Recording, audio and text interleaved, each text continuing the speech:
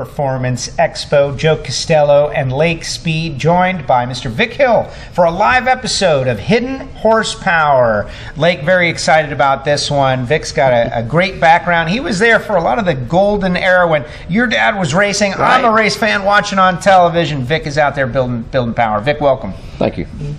So one cool thing about Vic is he actually worked at Bahari with Mark Cronquist, who was sitting in this chair yesterday. Really? So, yeah, sitting right where you are. I haven't seen Mark in 10 years or more. So that was one of the things that Mark really commented about, how much he enjoyed this. It's like, I mean, he was talking to Keith Dorton, and Billy said, man, I haven't talked to these guys in 10, 15 years. Yeah.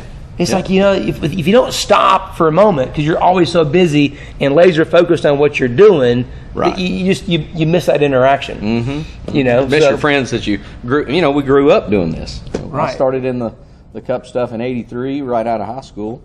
And how does that happen? How does that happen? There's got to be a great story right there. Yeah, I started in the Cup stuff right out of high school. It's like, no, you can't skip that. We've got a lot of time. My background in racing at that point was nothing. Pretty much my family. My granddad was chief of staff, doctors. No one knew anything about racing, and I watched it on television, believe it or not. And my dad told me, he said, if you want to be in this, you need to move to North Carolina.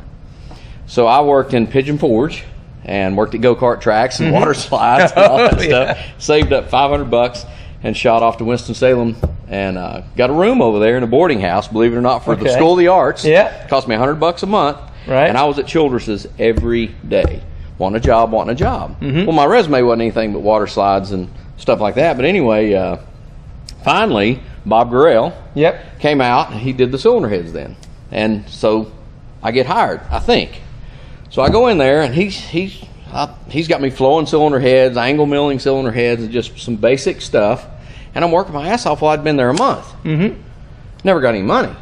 Well, by this time, I'm broke. Right. And there was a neighborhood, you know, over from Childress's, his old place there. And he thought I was just some kid out of the neighborhood that came there to work. Anyway, so I went to Bob. I said, look, am I going to get paid here, get a check? And he goes, what do you mean? I said, well, I'm broke. I said, I'm from Tennessee. I had $500, drove that Maverick over here. And he went, oh, hell. He said, I thought you were just some kid in this neighborhood. So he started paying me out of his check. No. And yes, he did. And so I stayed with him, and actually Bob and I both, Bob left and made that, what was it, Flow Dynamics, and just did cylinder heads for different teams and different stuff. Did that for, it was in Madison, North Carolina, and that's how I started racing. I actually met some guys that owned a gas station up there. Their brother raced, and they said, hey, would you like to race? I said, you build an engine, we'll build a car. Oh, hell yeah. So that's how I started racing there. Anyway, I went back to Childress's after that. Bob and I both did with Earnhardt, and was there, I guess, through 87. And at that time, I still had aspirations of being a Dale Earnhardt or whatever. And so I went with Bobby Wawak. Remember him? Oh, yeah. Well, he did a lot of R&D with Childress on engine stuff. He'd run whatever. Well, I went to his place for a year, or actually 8 months, and was going to get to drive his car at North Wilkesboro. Ooh. And I'm 21 years old thinking, this is great. So I worked my butt off, and it didn't happen. We won't get into all that, but it didn't happen. It didn't happen. So at that point, I went to work for, where did I go after that? I guess I went to work for Cale Yarborough. Right. And I worked there. And my dad drove there. Your dad drove there. I was there with him and Dale Jarrett, his retirement year. Yep. With your dad, Trickle. Yep. And ended up being crew chief for Trickle a little bit when he drove Ken Allen's ARCA cars and so on. And we ran a few Cup races. And anyway, J.E. Beard was there. J.E. Beard. Because J.E. was my dad's head engine builder. He was a head engine builder. When I was there, Keith Russell and J.E. Okay. were there. And then by the time your dad got there, it was J.E. And I had moved on and was just doing cylinder heads for different people at that time. Because I was racing every weekend. And that's when Mark Conquest called. Said, look, we need some help up here. So I went up, met him and Chuck Ryder and Bill Engel was crew chief. Yeah, exactly. Went to work there for, I guess, till 92. Right. And then that's the 30 Pennzoil car with Michael Waltrip. Yeah, with Michael Waltrip. Great time. And Ron Purrier was head engine builder by the time I left. And Ron and I didn't see eye to eye on a lot of things. And Ron fired me. And I was like, okay, well, it just gave me more time to race, basically. So I left, and this is what's coincidental about racing's full circle. 20 years later, 25 years later, Ron is at Morgan McClure's and calls me. My shop's 100 miles from here and says, Vic, we need some help up here in the cylinder head department. Right. Like, really? So I drive up, and the same guy fired me 25 years earlier. And so ended up, until they closed, I did all their cylinder head stuff. Yep. Redid whatever heads they had, did some new heads for them, got to test drive their cars. I loved it. I had a ball. I hate the cars. I didn't know you test drove some cars. Oh, before. yeah. Larry actually said, hell, you are a race car driver, but you're just too damn old now. I won't say what I said back to him, but you know me well enough. Yeah, I know. So that's kind of cool, because I know when you were doing that work for McClure's bunch, they had bought a bunch of our R07 engines from Gibbs when we went to Toyota. I remember you calling up and said, "Oh man, they were changing camshafts, like a brand new engine, right? That basically had just won races. First thing they do is, oh, that engine's no good. Yeah, let's change the camshaft. Tell the story." Oh no. Okay, fair enough. No. Too much work for nothing. Okay, for no reason. But Registration mounts. And then and like I said, my dirt stuff, I've got, started my own business 22 years ago, and Jason Lawson, he's my main guy. Oh yeah, he's been with, I guess, Jason's awesome since day one. Yeah, Jason. I drug him out from the hood of a diesel truck in a Chevrolet dealership. I knew he was a mechanic and could work on anything. And I said, "You want to do this?" "Oh yeah." And so he's been with me the whole time, and Daryl and Dave that helps me with the cylinder heads. Yep. So I've got a good group, and all of us been together for 15 to 20 years. And it's, like I said, it's turned a hobby and a passion and all that into a business that makes some money, and I still have fun. And you get to go racing. And I get to go racing. Because you actually race dirt late models and have actually traveled and done quite a bit. Yeah, won quite a bit. My first race this year will be Bristol. Okay. I'm going to go up there. And then I'm possibly with Volunteer Speedway. I've won a ton of races. I've been involved with that track for 20 years. It's 2 miles from my shop. And for those who don't know, it's called Bulls Gap. Yep. And we're working on right now having a late model race there the Thursday before, I don't know the date. It's somewhere around the 15th of April. And it's going to be Kyle Larson, myself, and Michael Rigsby promoting this and having a super late model race. That's fantastic. If it happens. We're working on it right now. Right. Kyle Larson. He's pretty good. Yeah, he's pretty good. Pretty good. That's too bad in anything on dirt. Pretty talented. Exactly. Anything with the wheel. Yeah. Apparently. Yeah. So dirt late models mostly. 90%. Yep. That is a crazy world in that very popular kind of cultish atmosphere. It's in the last 5 years, it's really gotten popular. And my business it's doing better than it's ever done. Other than getting parts, everybody's struggling with that across the country. But the dirt late model scene is real exciting right now, and they race pretty much. I hope this isn't too much racing for the public, but hell, we're racing year round, so we never get an off season. No, there is no off season. Constant. I mean, they're racing in Vado, New Mexico tonight. Okay. And then they'll race in Volusia County next week, and then it's on. It's like 20 races in the next 30 days. Yeah, it never stops. No, it never stops. So talk for a little bit about the innovation, because I know we've known each other for a long time. We actually even developed some oils together. Like so, the Driven XP5, that product was something that you and I developed together because we saw some things with the full synthetic that just weren't for the dirt world. It was spot on. So we kind of did that. So you, several years ago, and I can't remember the exact time frame, you might, decided, you know what, I want to do my own block. I want to do this wide bore deal. Tell that story a little bit. Okay. So I'm at McClure's when the R07 is in development. Right. And there was an R99 cylinder head. And the R99 cylinder head was a 4,500 bore spacing engine, but the block, the bell housing mount, all that was the same as what we run in a dirt car. The R07, completely different. You had to there was way too much change to bring that into the sport. So when I saw this, I'm involved with some of the R&D with all the NASCAR stuff. Boy, that'd be a badass dirt engine. So it took 2 years. I got a cylinder head and basically started with that. And piston, rocker setup, block. The first three were billet blocks, and we built them for Scott. Right. And showed up in Florida the first year. I think it was 2006, honestly. I mean, it was a long time ago. I thought so. And he won. I mean, he won. And there were other people, oh, they need to outlaw that. And I said, it's dirt racing. Hell, you can run a big block if you want to. I said, I just did this. So it took a while to get Dart, is the first company that actually did a block for us, that had we've got our own lifter pattern, own cam core, pretty much our own cylinder head now. It's cast just for us. Okay. And kind of evolution of the R99. it's just rolled up, and now it's I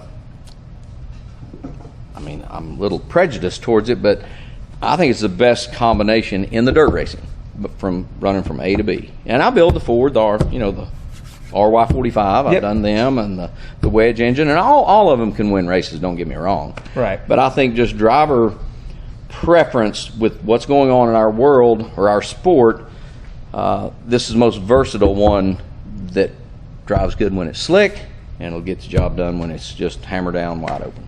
Yeah. Well, I remember when we were, not long ago, I stopped by the shop, and you were kind of showing me, hey, the manifolds, man, the manifold for your engine with that style head versus the other manifolds, the line of sight. Everything's straighter. You can make, and you don't have to have the volume in the manifold or the cylinder head to make power upstairs with it. And it makes a lot more torque, which makes it more drivable. Exactly. Like I said, people say, well, it makes more torque, it'll spin. No. If you're a driver and you have something that doesn't make torque and you're trying to accelerate, you go further, and all of a sudden the thing takes off and it spins the tire. If it moves the car right here, then you can just be smooth on the gas and smooth off the gas, and it goes A to B. And your driving background helps a lot. Right. Yeah. Instead of that, the telephone game, right? Like, this is what it feels like. This is what it's doing. Please make it better. Can you?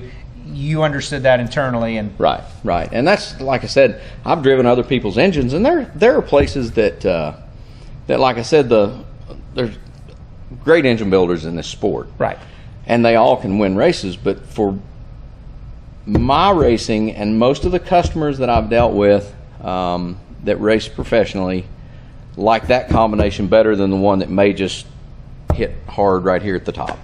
Yeah, so. It's well, I get to drive the other ones, and I felt them. I'm like, you can go fast with that thing, but here's what I don't like about it. And kind of like we're sitting here talking about all this, we do that with drivers. We've gone to the racetrack and had this engine and this one and this one, and all get in each other's cars, right? And get out and go, okay, let's talk about it. So, and that's helped me develop what we do. Because you understand different drivers have different driving styles and feels. Absolutely. So it's like what works for you may not work for that guy, and that's why there's more than one way to skin a cat. Exactly. But what I always liked about you is that you're not afraid to try something. Right. Well, that's what makes it exciting.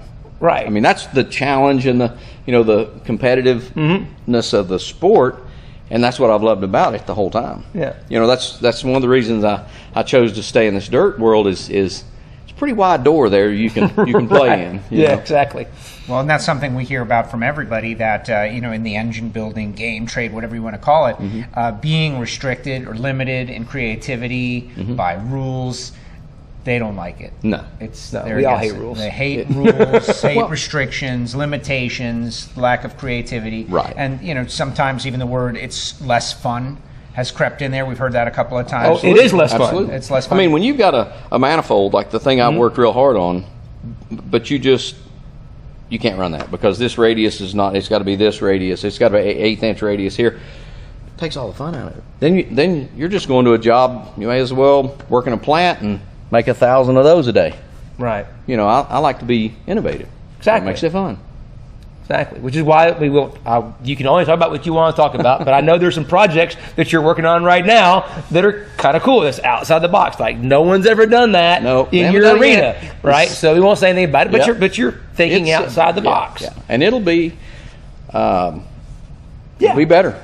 I know it'll be better. You know what I'm talking about. I'm not telling anybody. All right. So that's why I gave you the option if you wanted to spill the beans or not. Top secret stuff going on. But I will warn you, or just advance notice, so you can start thinking about it in the back of your head. You did mention that you raced with Earnhardt. And so before we let you out of here, you're going to have to tell us some. You don't have to say it now. At some point, before we let you out of here, you got to drop some sort of Earnhardt story on us, because that would be a big waste of we got to extract that. Someone would beat me up if I didn't. Here's what I find is interesting here. Now I know the origin story of Vic Hill, because Vic has been doing this since the old manual hand grinding, iron heads, doing all that. Because we're going to rope you back in later. There's a cylinder head round table with Martin guys from Brodix. Oh, yeah. Yeah, you just got drafted in the round table, by the way. So you're only an hour away from home, so it's no big deal. You can hang out. That's Friday, though. It is Friday. It is Friday. My guys even get off at 3 o'clock Crystal today. will be okay. It's all right. It's all right. He's got to stay a little bit longer, all right? Just let it go. Right. But anyway, it was basically dumb luck. It was cylinder heads. If you hadn't gone to Childress and hooked up with him, it wouldn't have been cylinder heads. If it had been somebody else, right timing. And then, like I said, doing it the way I did it, and it wasn't just a party. It was going to college. It was preparing. So I didn't go there just to get a job and say I was on a NASCAR team. I wanted to learn. Right. And so the first 4 to 5 years in that, I didn't make any money. No. I mean, you got paid, but I didn't make any money. But I was learning. Right. Making myself more valuable, and then it's turned into a great life. And see, that's a great a life lesson for everybody out there. It's something that we hear about all the time on Hidden Horsepower. At the end, we always ask for advice, and maybe something that people don't relate to, like a younger generation don't relate to. It's like, I'm not getting paid, but what I'm receiving is worth more than money. It's going to pay dividends later.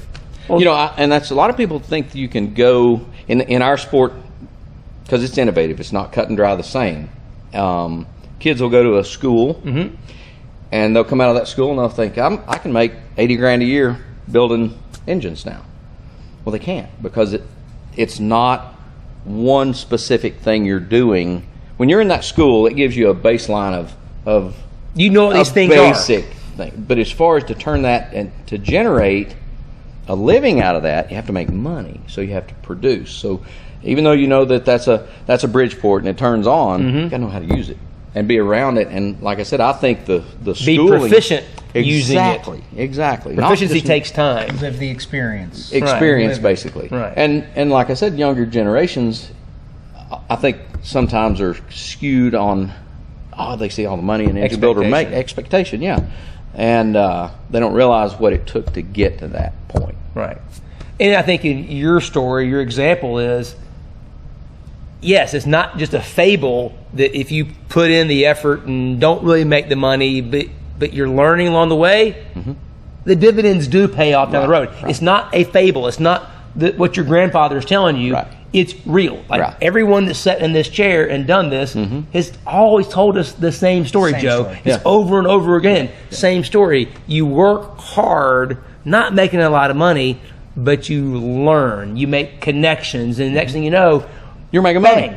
Yeah, you're successful, or as successful as you want to be, and enjoy it. That's that's the other thing. If you don't enjoy this sport, don't get into it just to have a job, because it can be very tough. You better be ready to work. You better be ready to work.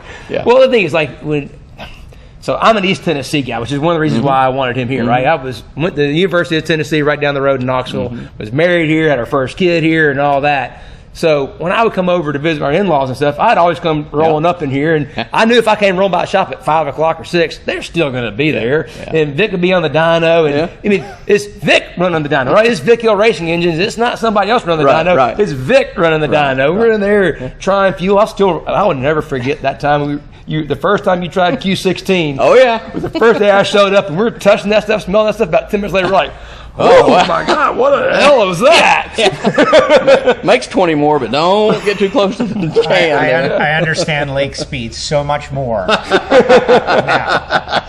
Sniffing gas. Yes, exactly. And I have to say, don't do that. Yeah. You kids out there, do not do that. Well, I was tempted earlier when Gary was up here. It's like, what's this stuff smell like? Yeah. I mean, I literally grew up around, racing cars. Man, that's the first thing I remember are go-karts and the sound of engines and two-strokes and the smell. And castor bean oil and methanol is the greatest smell in the world. Yeah. So Yeah, you got to smell the stuff. I just didn't know it was a bad idea. Sorry, Freddie. No, that's it. People, those aspects are ingrained in the experience, right? The smells, the sights, the sounds, all of those things are part of it. It's not just one thing. It's not just cool cars and competition. It's this whole extra sensory thing. That's what motorsports is. That's what we're selling, and that's why everybody who watches on TV, you're getting some of it. But you're not getting the real deal. You're not getting the real deal. The real deal happens at the track. And I know in NHRA that's our biggest problem. Yeah. That's our biggest problem. It's like, man, we wish you could pull you out there because we would change your perspective. Absolutely. Oh, yeah. I mean, the first time I went to one of those, the Top Fuel and everything, I'd been around the NASCAR and all that, and I'd never been to one. And it was the Bristol, whatever, the spring or fall, I can't remember which one. And I'm telling you, when the funny cars got up there, and I'm standing right there at the fence, and they come by, and your whole body shakes like whole. Yeah, it's exciting. How does it even happen? Yeah. Even my wife and kids, who could care less about racing, like going to a drag race to see the fuel cars run. It's exciting. Yeah. So you mentioned there's projects that you're working on, but you can't mention what they are. But when could we maybe know about those things? Like, what's a timeline? I hope we would already be on the project now, but we're waiting on blocks. Like I said, it's a part supply change. It's a part supply that's actually slowed this whole process down. Mark Fritz is here, and actually I talked to him. We're going to try to do something together, and I think 6 months. I mean, I was hoping to have it right now, but everything got slowed down on the parts end of it that I had to just, people got to have an engine to race, so I couldn't chase this, and they're going to start racing now. So I would say 6 months. A project like this is just like building a brand new house from scratch. Yeah. It's going to cost more and take longer than everything is going to. Oh, those first engines, the first wide bore, the billet block, we had $60,000 in that thing, which is not feasible for a dirt car, but we wanted to build it. Right. And Bob Miller, that actually sponsored Scott, is one that said, let's do that. And if it wasn't for him, I couldn't have done it at that time in my business. I mean, he was a big part of it. Yeah, because that money at that time is huge. like triple what a whole motor would cost. And it was, the block and just the R&D for that part of it. It was outrageous. Now, so when you went to the wide bore, how much of a change in bore was it? Where were you? What did you go to? Well, that's another part of the evolution. All right, so we went to... it was like 4,165, and we went to 4,240. Okay. And I actually, I drove those things at Scott's too, and so I built myself one, and 4,250 is where I started it, and I raced it, and I'd had an engine that was close to that same cubic inch, just with a bigger crankshaft and a smaller bore before, and I told Jason, I said, this thing's better, but it's not like wow. So I raced it there some, and we did it again, and we went to 4,260. Pretty much the same thing. When that thing hit 4,280 with my valve spacing and valve angles and all that, same camshaft, same engine, other than the bore, it was a different animal. I said, that's the sweet spot. So we went back and just pretty much everything we did from then on. At that point, we started the bore at 4,280. Okay.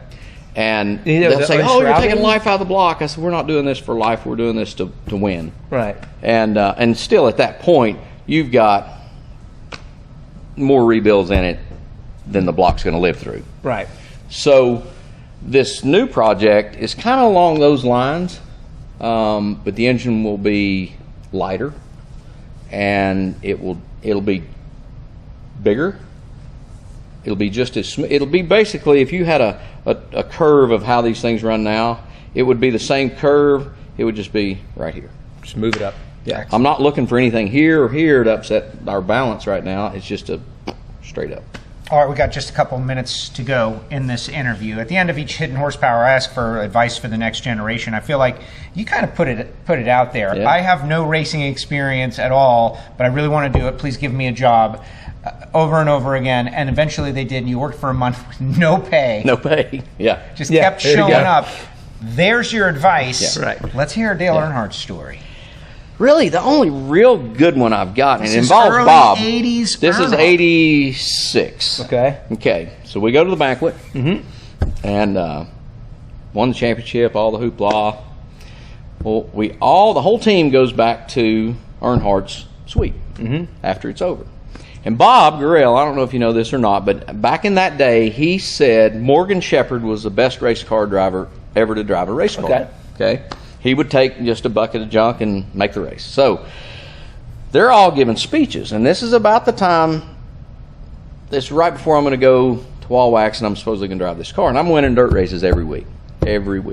And so Earnhardt's up there, and everybody's getting up and giving a speech about Dale or the season or whatever. And so Bob gets up on this table. Now, I had been around Dale Earnhardt, none really. At the track, you'd see, none. He didn't hang out at the shop a hell of a lot. And so I'm standing right behind Dale. Dale's right here and right here. And so Bob gets up, and everybody's had drinks and whatever.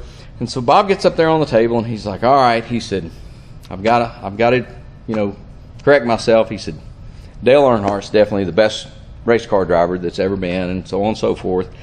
And then he says, can I say this? He says, I'm going to say it. Yeah. But that little cocksucker standing right behind you is going to be beating your ass in a few years. And Earnhardt goes, I'm going, I look like Snoopy back out there. I don't know. the origin of the emoji. Yeah, well, it was like, that's Bob. I don't know. But that was about the only good Earnhardt story. I mean, there's some other little ones, but that was probably that's good. Classic. That's a great one. I'm sure. and that's par for the course for that time period too, right? For that time period, and Bob Gurrell, if anybody knew him, I mean, this guy's a character. Still is. Yeah. 80s NASCAR team people were characters. Like, they could curse like sailors, and that was how it was. The first race I went, I'll tell you this, the first NASCAR race I went to, I was dying to go to the race. I'm working there.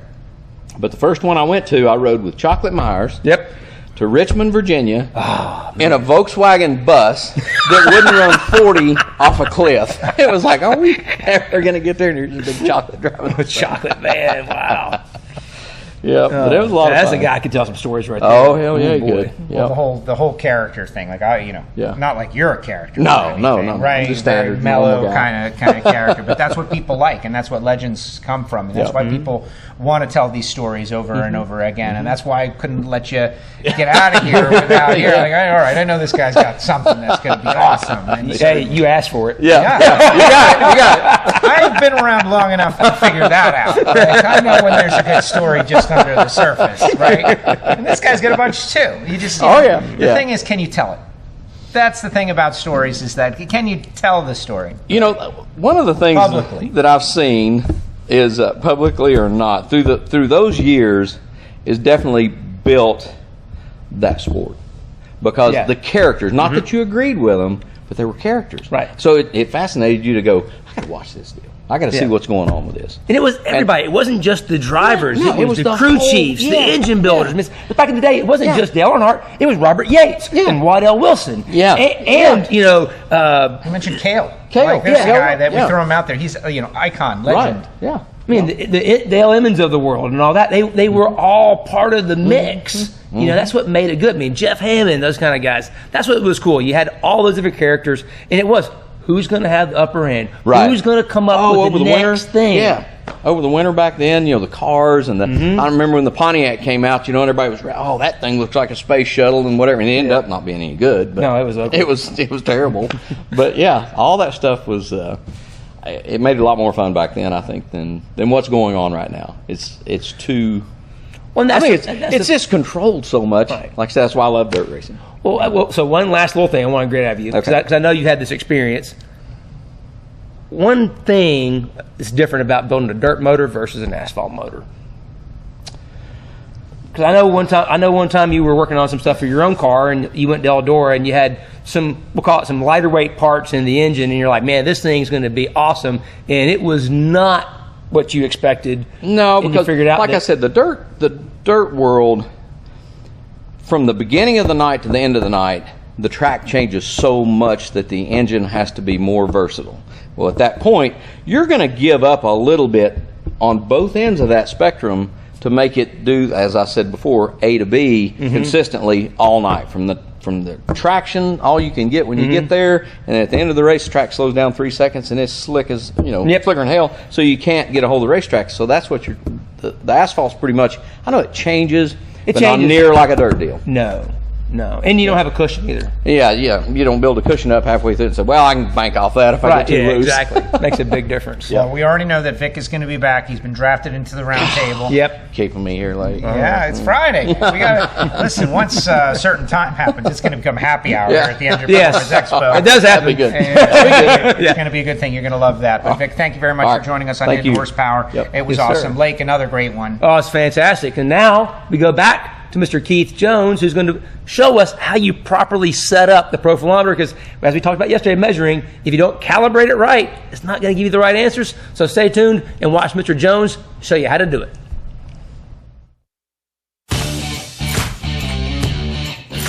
What a day, what a day, what a day. Yeah, my brain is swollen. I've learned so much today. They told us, don't start cars. We are not going to listen.